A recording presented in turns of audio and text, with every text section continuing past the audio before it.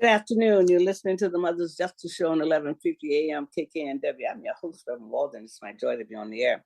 I want to thank Virtuous Healing Circles for supporting mothers this time around, and all our other supporters out there. We've been on the air now, since 2014.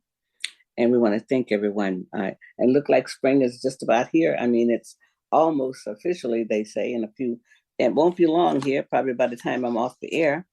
So I just want to thank everyone. And also, I'm going to talk about my guest today is Anwar Peace. He's going to be coming on around 2:20. It's over in Spokane. And we're going to continue to be talking about what's happening around over in Spokane. And I'm going to give an update about what's happening in Memphis right now. Last week, I reported that the Justice Department is going to be looking at a pattern of, civil rights violations, a practice of police misconduct and those kinds of things. But it was a press conference today that the press conference was called by the Black clergy, and the Black clergy in Memphis. Faith leaders are calling for the DOJ to investigate a pattern and practice of the Memphis Police Department around racism. And while they're urging to use the Civil Rights Department division to investigate the Justice Department, the Memphis Police Department. And they said, we don't believe that's what's going on is going to come from the inside. We don't believe it's going to come from local authorities. It's what Reverend Fisher, he's with the Abyssinia Baptist Church there. So the Black Clergy Collective of Memphis are now petitioning the DOJ to conduct a pattern or practice investigation. And these are areas that they would like for them to look into harmful practices within the police department, arrest history, detain protocol, civil rights complaints, and their resolutions, use of force, and the potential loophole in the policies. And one of the police officers, Lieutenant Dwayne Smith, was able to retire with benefits before potentially being fired for his involvement with Tyree Nichols' a traffic stop. And they're saying that we don't think anyone should be involved in the death of an unarmed civilian as part of law enforcement and should still be able to keep their pension.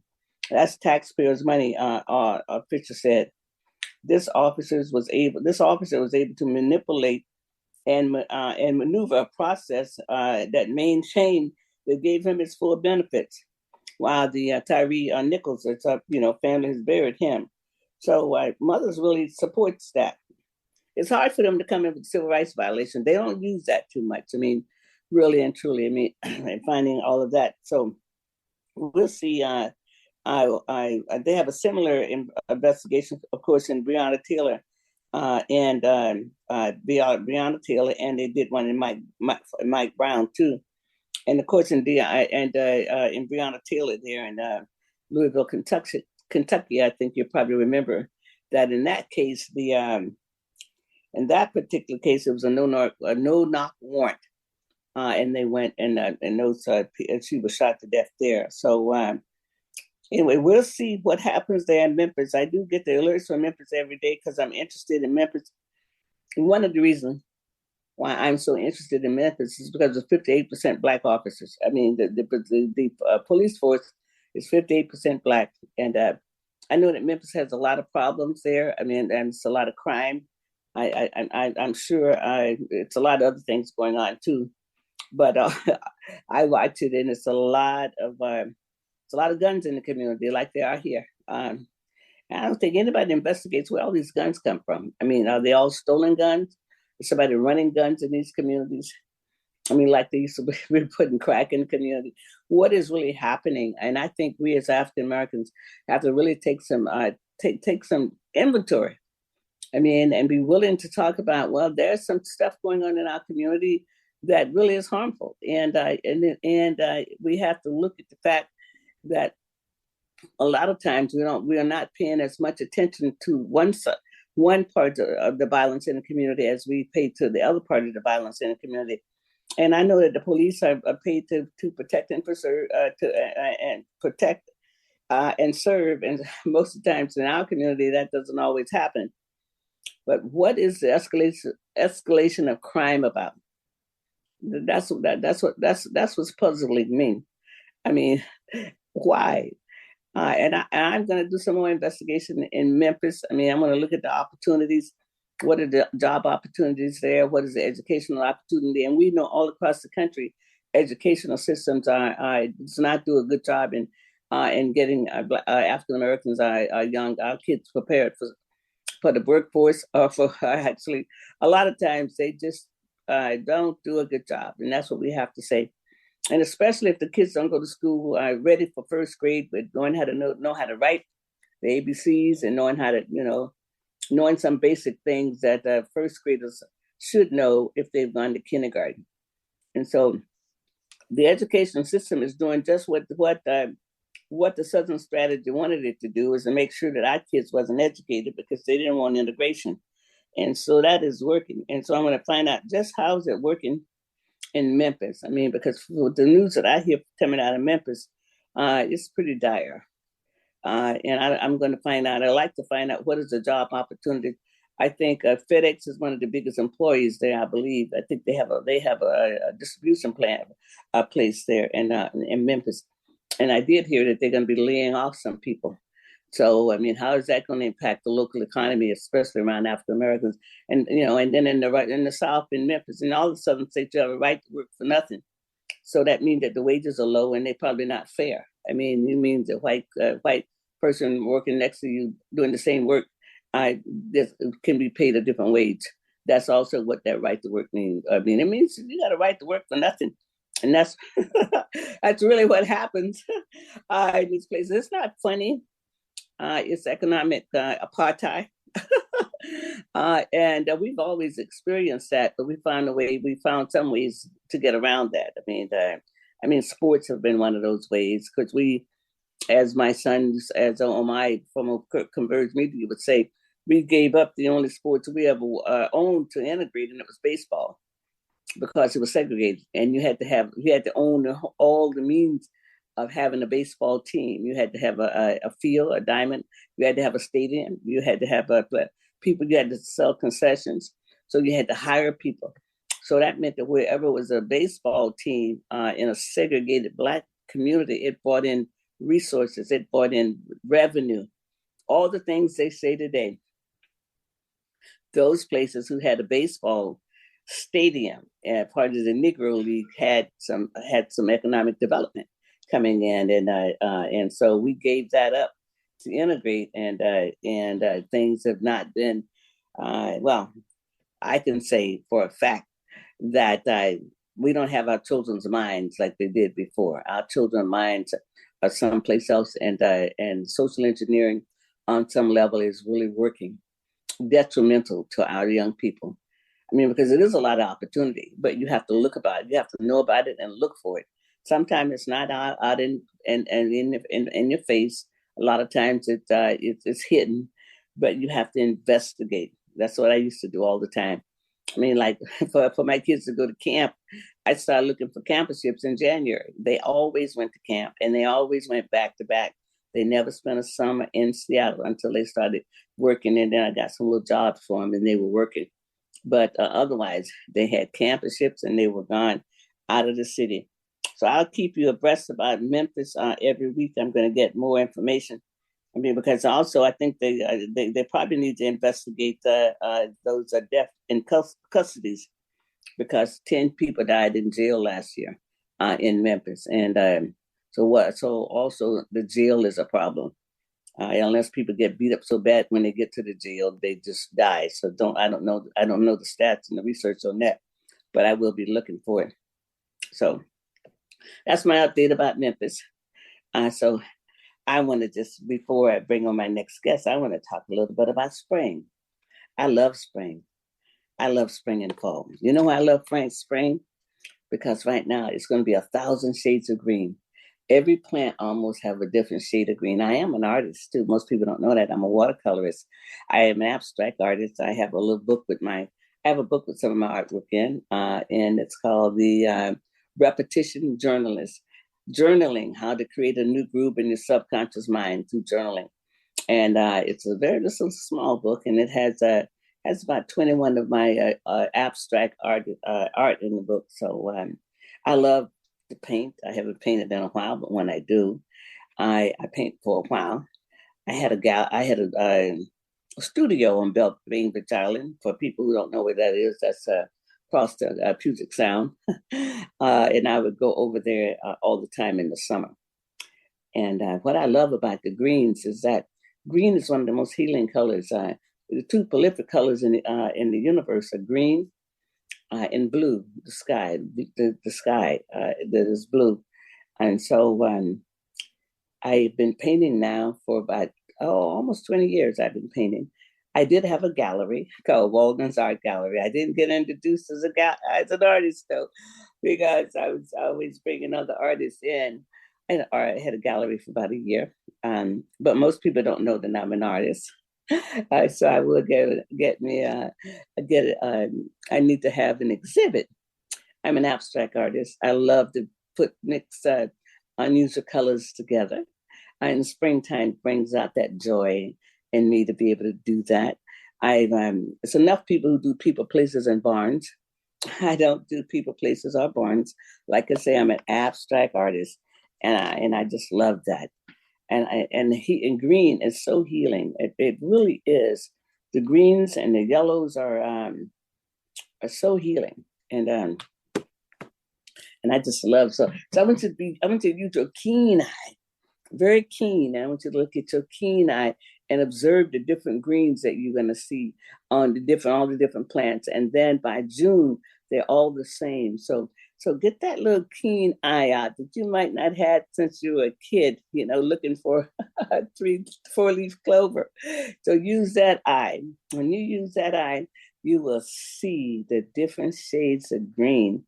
They're very pronounced on the freeway. When you're driving down the freeway, if you can just kind of look out the corner of your eye while you keep your eyes on the traffic, you will notice. And this is the beauty of the earth. This is the beauty of creation, and how the earth was created. And it's just astonishing to see this beauty. And another reason why I love spring, because let me tell you, I'm from Florida, and you get summer and fall. You just get summer and winter. Very seldom do you get spring and fall. And so you just come to a place where spring is so pronounced. It's like, wow, this is so beautiful. And then as a child, I got National Geographics, and they always would have plants on there from the Netherlands and all of those countries. And they would have lots of my favorite flower, daffodils. And of course, daffodils don't grow in Florida. I mean, they might get shipped in, but the latitude is too warm. And here in the Pacific Northwest, I can look out of my window, and then I can see daffodils in people's yards, and then I go by the park, on the side of the freeway. And I love daffodils so much because to me it's a sign of eternity. It's like I've made it through a long winter. And I like saying I like that. It's like a symbol, It's like, wow, because a lot of people didn't. COVID has taken a real hit on in our communities and around the country, and so many people who started out even in January, I did not make it to see spring. So, and my virtue is always one of gratitude and awe and beauty, and I'm just so inspired by this time of year. And just now, get your keen eye on. Make sure you look out and observe, and especially if you're a gardener, you know exactly what I'm talking about. If you're a gardener, I'm not a gardener, but I know a lot of people who are gardeners, and I love to go see flowers, and I post flowers every day on my Facebook page. It's called my beauty break. I think we all need a beauty break every day, because all that's going on in the world, we have to have a beauty break. And if you happen to be a gardener, I know you just can't wait to get out in your yard. I know Nancy Cochran, she's over at the Memorial, at the Tower Memorial Spiritual Center, church there. She's a gardener. And I know another friend of the gardener, Esther Mumford, is a gardener. So I know some gardeners, and I know that they'll be out at the flower store, getting the nursery, getting the yards ready for spring. So again, I'm gonna mention that keen eye, because you got to have a childlike vision to see this different shades of green. Really, you have to let your child come out. The little child that's inside you always got sitting in the corner. You got to bring that little child out of the corner, and look through that keen eye of a child, and you will see definitely all of that green, all of that beauty. And next time we're on, I mean, you might even send me an email. You might be so inspired to go get you some paint. I'm just abstract. I just throw paper. I just put paint on the paper. I don't have to be perfect at being abstract. I don't have to be in the lines. I don't do people, places, or barns. I just have some fun with paint. So all right. So this is your cue to be a child like, and get out there and see all that green and enjoy spring, because summer and spring never lasts as long as winter. So we have to be prepared for this. I'm gonna take a break right now. You listen to the Mother's Justice Show on 1150 AM KKNW. I'm your host, Reverend Walden. The Mother's Justice Show is brought to you by H.G. Walden and the Virtues Healing Circles. Join us for Wisdom and Wellness with Reverend Walden, a monthly virtual and in-person healing circle that focuses on community healing and growth. Learn more at virtueshealing.com. That's virtueshealing.com. Also, be sure to join our healing group on Facebook. Again, visit us at virtueshealing.com today. Hi, this is Dr. K. Mahina Intron, inviting you to tune in on Mondays on 1150 KKNW at 5 p.m. to Dr. K's Attuning to Your Abundance, where we honor everyday abundance through positive messages, poetry, music, affirmations, and writing exercises. For more information, contact Dr. K Workshops at gmail.com or Facebook, Dr. K's Abundance. Good afternoon. You're listening to the Mother's Justice Show on 1150 AM KKNW. I'm your host, Reverend Walden. It's my joy to be on there. I think all my supporters. I want to bring my guest in from Spokane. His name is Anwar Peace. I've been knowing him for a while. I mean, I just love interviewing people that I know. I mean, I love interviewing other people too, but it just give you a little joy. So how are you? Welcome to Mother's Justice Show, first timer. Thank you so much, Reverend Walden. It is an honor to be on your show. And it's also an honor to be in your space. I remember when I first started becoming an activist over in Seattle, you were very inspirational on how I went forward with my activism. So this is quite a delight being on your show today. Well, thank you so much. So you're going to have an opportunity to tell my listening audience, who you are, what brought you to this work, because nobody plans. We don't write a business plan on how to be an activist. It's you don't go to the bank and get a loan. You don't have a business plan, and nobody's going to tweak it for you and tell you how to write it. We'll get drafted in this work. So how did you get drafted in this work? So about 22 years ago, while I was living over in Seattle, I watched on live TV David John Walker Yes. by police.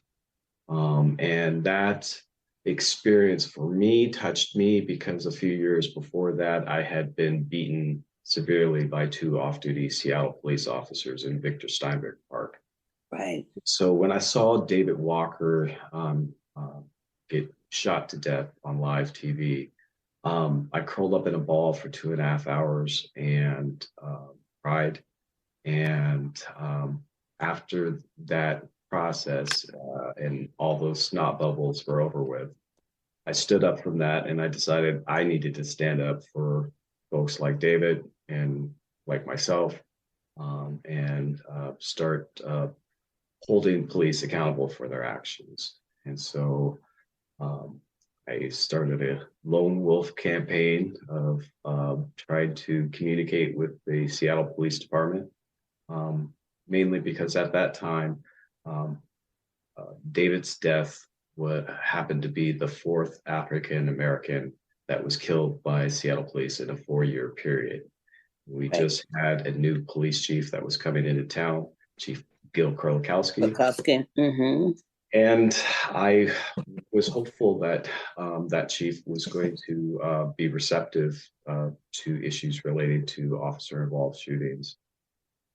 And as it turns out, the chief was not, and thus produced a long legal battle between me and him, where he felt like my voice needed to be silenced through a restraining order that literally prevented me from giving testimony to city council in Seattle. And so we had to. On what grounds was he able to get a restraining order against you?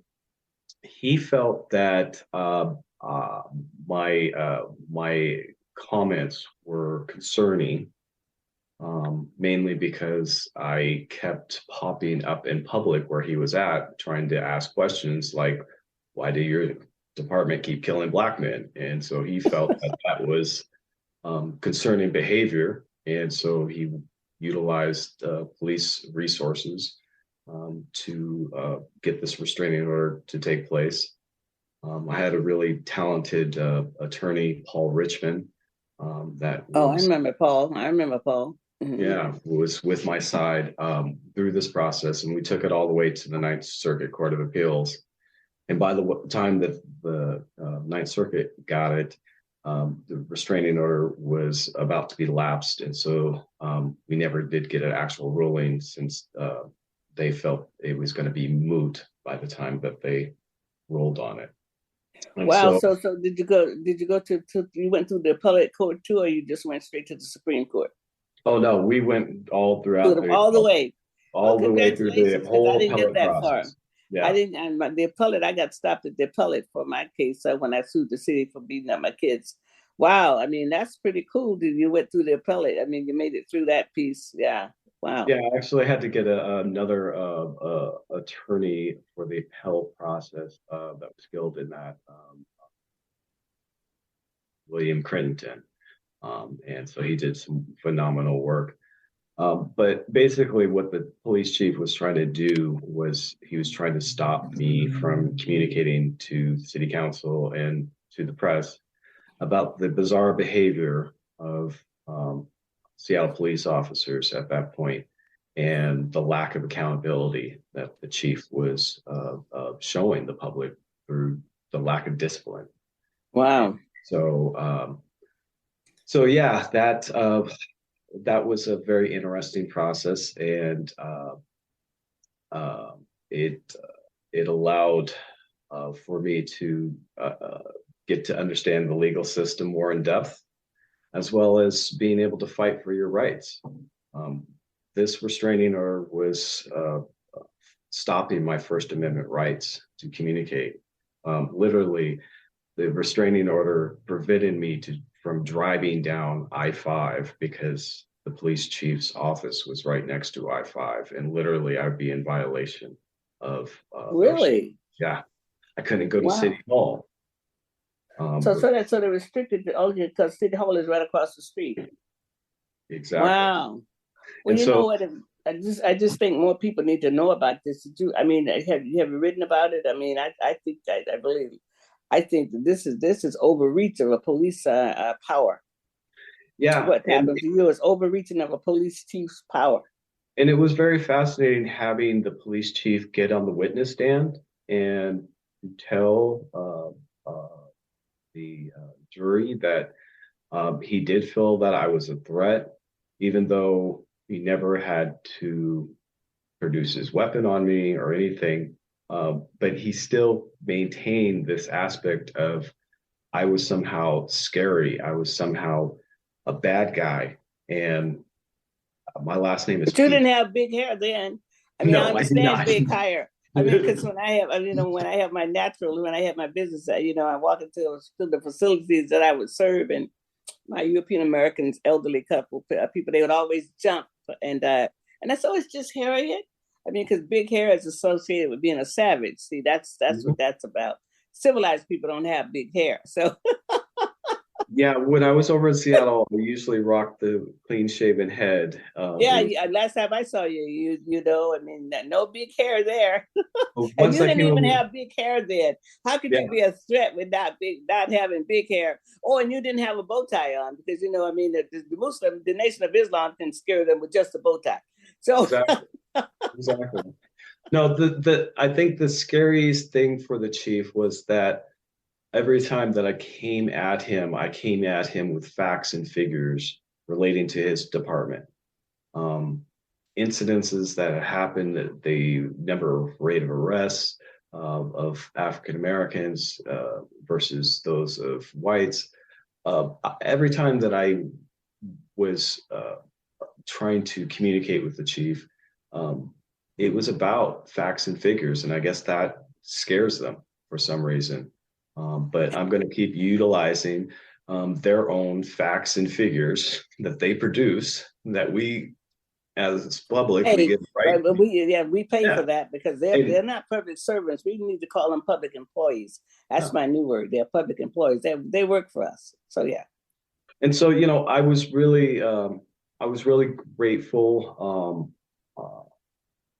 once the Department of Justice did come into Seattle, because it really validified what I was talking about for so long, standing on those street corners all by myself with a lonely Yeah, protest I sign. remember that. I remember that. You know, Hey. you remember I used to wear that Target sign on my chest, Yeah, saying this yeah. is how police look at us. Yeah. Well, I also remember seeing you in Starbucks many years ago when you were trying to recover from your injuries that you had suffered at the hands of off-duty police officers. Yeah, I remember that. yeah, yeah. And one of the reasons why now I'm rocking the afro now is because I can. For so many years I wasn't able to, um, because of that incident with those off-duty officers. At that time, I had longish hair like I do now, and those officers utilized my hair as a restraint technique, and they actually ripped clumps of my hair out. Oh, bless your heart. Yeah, So just I so had, violent. I yeah, mean, it's so violent. and so I had bald Well, spots. you were charged with a crime too, were you not? Yes, I was. Okay, because they never touch you unless they're charging you with a crime. I mean, Yeah, it was being in the park after dark. Oh, Negro in Park after dark. Yes. And Okay. and I mean, remember, but you could be in there till 10 o'clock for 10 p.m. It's what they say. but That's what the remember the sign people key say. word of this: to off-duty Right. Seattle Yeah. police Yeah. officers. That's right. Off They duty. had no authority to Right. actually arrest me, um, and um, and so it's Well, I mean, they would have authority if they sought you in the commission of a crime, but not to be in a exactly, park. yeah, They do not have exactly, authority for that. That's for sure. Right. exactly. Right. Mm-hmm. And Yeah. so it's interesting how divine order works, because probably about 10 years after that incident, I was at a open house at the West Precinct, and I happened to see one of those officers working in the armory. Um, and I went up to him, and now, mind you, I've been looking for these officers for the past 10 years to give them a piece of my mind, and I hadn't been Uh-huh. able to find them. And so this is the first time I've been able to see this officer. And so I walked up to him and I was like, I just wanted to tell you, officer, um, a few years ago, we interacted, and I just want to let you know you helped change my life. He was like all proud of himself. Oh, well, thank you. It's an honor to serve the community. What he didn't know was that he helped change my life, because my trajectory of my life at that time was doing going to get credit cards and, get a career and be an audio visual person and, working concerts and whatnot. No, once that beating took place and David John Walker took place, that's when I became an activist and I dedicated my life to now changing what took place. And so that officer, he might feel great that he helped change my life, but he actually was the actual source of me becoming a police accountability activist. Yeah. Well, boy, and like I say, we get drafted. I mean, you did not write a business plan. If so, you'd left some of those things out. This is the work that we get drafted in. I mean, it's something that always happens. I mean, it's different ways that people get radicalized. Sometimes it's around a healthcare issue, around an unfair treatment of their parents or something in a hospital. And then all of a sudden, people's lives they're radicalized. I mean, and a lot of times for Black people, it's about how their children was treated at school. Especially the integration. Our children are not treated fair. They walk into a hostile building every day, and they're expected to learn around all that hostility. I don't know what that's like. I never had a white teacher in my life. I mean, I never went out. We sung Lift Every Voice and Sing every day. Like we were singing it the day our children would be a lot more successful, even if they were going out in these old buildings. So I don't know what that world looks like. But I do know it's hostile for us. It's hostile for us, and we sometimes we be looking for a safety zone. I often tell my friends that we have known no safety since we got captured. I mean, we've lived a whole lifetime, our ancestors, and we've lived a whole lifetime with our nervous system on fight or flight because we never be able to calm down. And so when you talk about all these comorbidities, nobody tell you how you get these comorbidities, but fight or flight. Fight and flight on the nervous system. So you're supposed to run from the tiger and get inside and get safe. And then all your systems go back to normal. But when we get inside the room, the tiger is there too. Yep. And then we get back outside, the tiger is there. So it's just the grace of God that we keeps going. But it's not funny. But it's a journey, and you're on the road. I mean, and I had no idea I'd still be doing this work. I mean, really, it's 33 years. It's like, hey, we're looking for that. And the way that we organize, a lot of people don't organize the way we do. We organize, we stay, we're collaborators, so we stay. We don't take our marbles and go home. I mean, I've worked with every chief. Fish Simon was the most chauvinist. He told us, you little women don't have no husbands. So y'all need some husbands. If y'all had some husbands, you wouldn't be out making no trouble. Oh, yeah. But one thing about them, they protect their own. Mm-hmm. And we have to learn how to protect our own, starting with our children. They absolutely protect their own. I mean, like I read about Memphis, you probably wouldn't know then, but the Black clergy is asking for a whole bunch of stuff. I mean, they're asking for the Department of Justice to investigate the civil rights issues of, part of, all of the other stuff that was going on there. I mean, and what's so horrible about Memphis is 58% Black police officers. Yeah. So, hey, so there's a culture of violence and also a culture of not liking one another. I mean, so we have a two-way whammy here. You have Black classism. You might not know about it because you might have lived your whole life in the Pacific Northwest, but other people in other areas know about Black classism. I mean, it's here in Seattle too. I'm probably in Spokane, Yeah, I think the issue with the Nichols case and DOJ,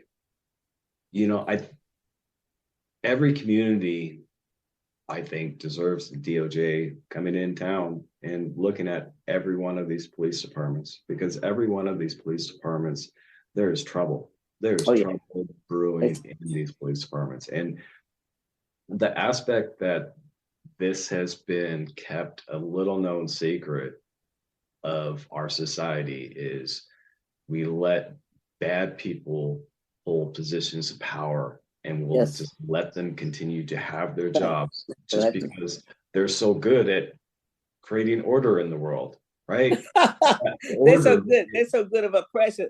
yeah, that order Oppression. is harming folks, and those folks are mostly, my skin complexion or yours, or even just a skin complexion that shows that they don't have money, right? Because Right. it's also an economic oppression that they do. Oh yes, it Well, really is. It's an issue of class and race. For us, it's race, sometimes class, but in Memphis, it might be it might be class. It might be class in Memphis. Since the police force is 58% black, but in other places, it's race and class.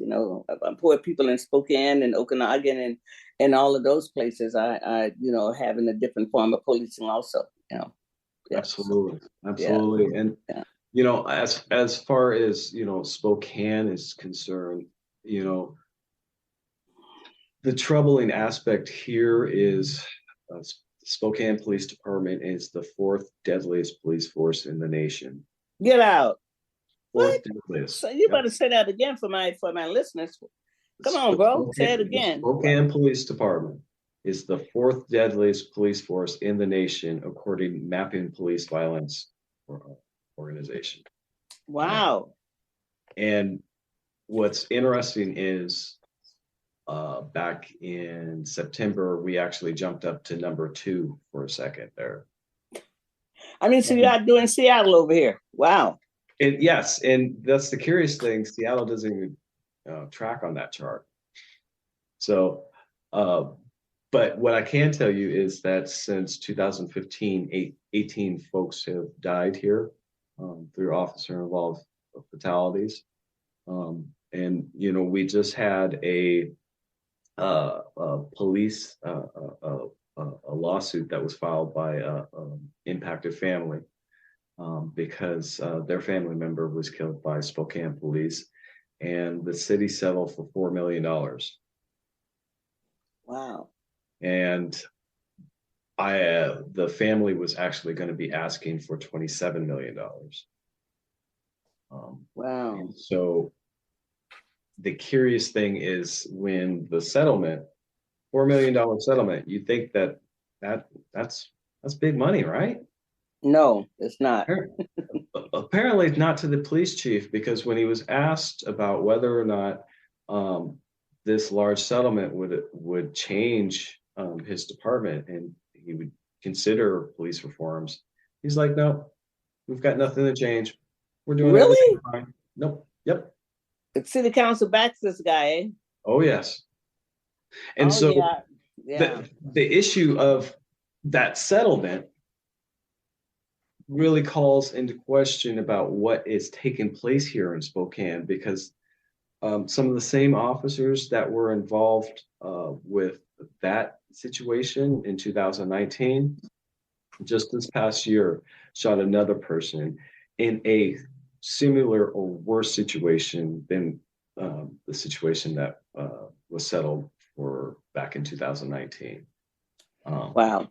Well, let's take a break right here, because I want to come back and talk about multiple shooters. So that's what you get into. So yeah, you listen to the Mother's Justice Show on 1150 AM KKNW. I'll be right back. Thanks. The Mother's Justice Show is brought to you by H.G. Walden and the Virtues Healing Circles. Join us for Wisdom and Wellness with Reverend Walden, a monthly virtual and in-person healing circle that focuses on community healing and growth. Learn more at virtueshealing.com. That's virtueshealing.com. Also, be sure to join our healing group on Facebook. Again, visit us at virtueshealing.com today. Good afternoon. You're listening to the Mother's Justice Show on 1150 AM KKNW. I'm your host, Reverend Walden. It's my joy to be on air. You know I love it. I'm going to bring back my guests from Spokane, way over yonder in Spokane, Washington, from Seattle. Anwar Peace. He's an activist. He was drafted to do this work, and I've been doing it for a while. Welcome back. Thank you so much. And Spokane is just a hop, skip, and a jump away. It is. And it's beautiful on that 45-minute flight. I've taken that twice over there, because I was over there with the the Peace and Justice League to do something, and that it's like, oh, why would I ever drive again? It's so cool, yeah, yeah. Well, welcome in. So that's just you want to just we want to talk about a minute about multiple shooters because they're on every force, and then you could lead into the other thing that you what you really want to talk about. Yeah, definitely. The issue of multiple shooters is a serious issue. I've gone back to 1994 here in Spokane, and since then, about 62 people have died by officer-involved fatalities. And when you start looking at the names of the officers, you see a clear pattern of officers that continuously kill nonstop. And what's very interesting is back in the 90s, the turnaround time of these officers getting back on the streets was shorter. Was way shorter. And which resulted in quicker deaths and whatnot. And so this is definitely an issue that is very very alarming. Is that we have officers that are not only multiple shooters, but also frequent flyers in the complaint process as well for using force that's unnecessary. Wow. These issues alone are one of the reasons why we continue to stay as the fourth deadliest police force in the nation here in Spokane. Well, I can understand that. I mean, really, I did not know this piece about Spokane, and you have no will of the leadership at the top to actually do it, not to change anything. In fact, it's curious you bring that up. I was just at City Hall today with various different community organizations, one of them being Spokane Community Against Racism, SCAR. And we held a press conference today demanding the resignation of the police chief here in Spokane, Police Chief Craig Midell. Over the past couple of weeks, the press has released emails with the police chief that show that he has a very cozy business or cozy relationship with the business community here. And in fact, the business community contacts them to get direct police service as opposed to calling 911 for police service. Oh, okay. And not only that, there's the whole batch of emails to show a whole aspect of the chief trying to politically target activists, as well as our only Black city council member here. The police chief has tried to target them with a smear campaign. And so that's one of the reasons why today the Spokane community has called on the chief's resignation. Wow. Well, that really is something. But all these people are in the mega hat camp. See, they all want to make America great again. The police is the only job that you can have. You can have multiple shootings on your record. You go on a 2 or 3, 4 month vacation, and you get your job back. If a doctor at a hospital was losing so many patients after a while, the hospital would have to take his license, take his privilege away. Yep. You can't practice your medicine at this hospital. It might take a while. I mean, and then when the University of Washington Children's Hospital had it had a problem out there with mold. And they tried to deny it afterward, but they were in trouble, going to lose their accreditation. They had to hurry up and find that mold. I think 1 or 2 children might have lost their lives, but there was another hammer, okay? Because if you lose your accreditation, there's your funding and all kinds of stuff. If you lose your privilege as a doctor from one hospital, another hospital might say, okay, no, here, not here. But nothing happens to officers. Yeah. They can be multiple shooters. They could be multiple frequent flyers, as you say, with complaints, and they get to stay while we pay them. See? The example I gave earlier of David Walker. Yes. That officer that killed him. Oh, yes. Officer Tommy Gun Duran. Yes, that's right. That was his nickname, Tommy Gun. That's right. That's right. He was a multiple shooter as well. He was a multiple shooter, and they gave him a prize that year that he killed David Walker. He got a prize. Kill a Negro, get a prize. He got the Officer of the Year. But before that, he had killed somebody a few years before David, or he had shot somebody a few years before David. The department actually fired him from the force and then rehired him. On the arbitration, he got his job back. I'm not sure if it was an arbitration. Well, yeah, it tried to be arbitration. I mean, usually. But he got his job back to kill David Novak or David Walker. And then they gave him the Officer of the Month award and gave him a promotion and a raise. They always get a promotion till you watch that. I've watched it, see, But I want to just spend one little minute here talking about David Walker. Do you know who David Walker was? The other David Walker appeal? No. There's a guy in the 1800s. He was considered a Negro. I don't change the name. He wrote an appeal called an appeal to the colored citizens of the world. And it was about the abolition of enslaved Negroes. I will never change the history. These people were Negroes, okay? They were not African Americans, okay? I mean, at that time. And it was in the 1800s. So you look it up, and when I get my money up, I'm going to do a play. I'm gonna do a play. I'm gonna have somebody do a play on David Walker appeal, because our David Walker that we're talking about is going to be a tribute to him. Because I saw the raw footage. Channel 5 didn't show you the raw footage. I saw the raw footage at Channel 5 because they didn't have no courage then. And the hand, David Walker's hand in the air did not have a knife in it. His hand that had a knife in it was by his side. I saw the raw footage. So I will also say that King 5 did air it in its entirety when it broke, but they did not air it afterwards. So I was privileged to watch. So you was privileged to see the raw footage. Okay. His hand was up like this. It wiping away the pepper spray from his eyes. That's right. They tried to say that his hand was out lunging. No, it was not. The bullet went through his arm. Yeah, like right here. That's right. And the hand that had the knife in it was by his side. Exactly. It never was in the air. I saw it. Exactly. I myself, Reverend McKinney, and a few other people that they invited in, because I guess they decided they weren't gonna never show it again. Because I didn't see it on the air. I saw it. I went to Channel 5. I went to their studio. I was invited in, and that was the last time I went. I said, no, I don't go see stuff like this. I mean, but that is bothered me. Here's the sick thing about that. Like, here's a man clearly in mental distress. Because he was skipping down the street, daring officers, go ahead, shoot me, I want to die. And then they did. And so that is why we must stand up as a community and demand more from our police. I agree. And David Walker he was failed by all systems. Yeah.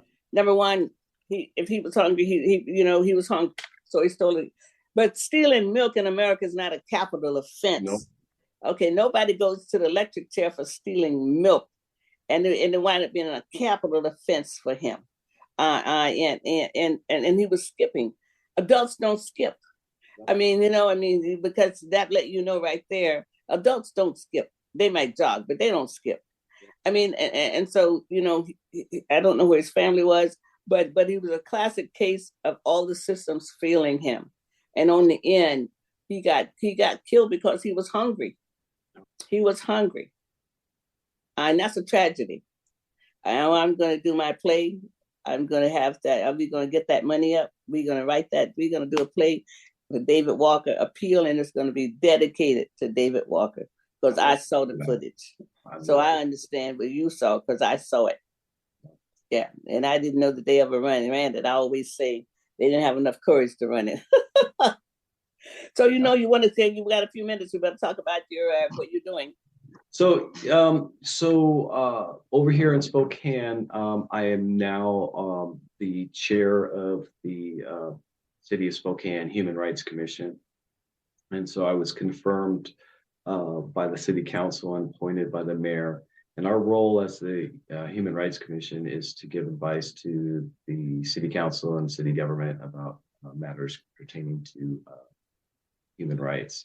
And so one of the issues that we are currently working on is trying to get a new office of civil rights, equity, and inclusion up and running.